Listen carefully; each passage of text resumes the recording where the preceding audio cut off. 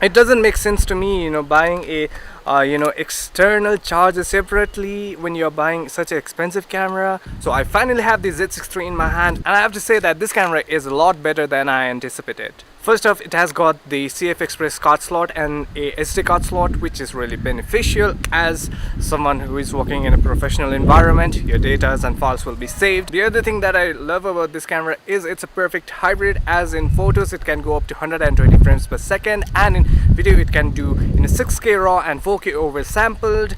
And in terms of 6K RAW, it does it internal, as it has got the CF Express card slot. It has a wonderful dynamic range, and we have been using this camera for a while now, and I have to say that this camera is one of the best cameras, hybrid cameras that you can get yourself out there in 2025 or in 2026. And the other best feature that I love about this Z6 III is that it has got full size HDMI port, which is what I really miss on my R6 Mark II, because it has got the micro HDMI out. Now the only thing that I do not like about this camera is its menu system.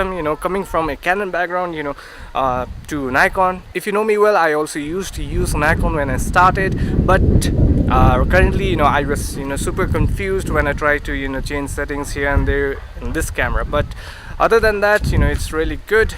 Yeah, in terms of ergonomics, I really love how this camera really feels when you hold it. The battery grip is really splendid. And the other thing about this camera is that it also has got I guess partially stacked sensor, if I'm not mistaken, but with only 24 megapixels, which Nikon could have upgraded it to 32 megapixels. If they would have done it, when it comes to photos, cropping could have been a lot better. Oh, lastly, I just wanted to add something over here. With if you're going with Nikon, the Z6 III or any Z series camera, you just need to keep one thing in your mind, that you do not get a charger inside of the box, which I really think that companies should accompany you with a charger, because it doesn't make sense to me buying a external charger separately when you're buying such an expensive camera. The only thing that I really love about this camera is that it has got internal charging. So camera itself is the charger, but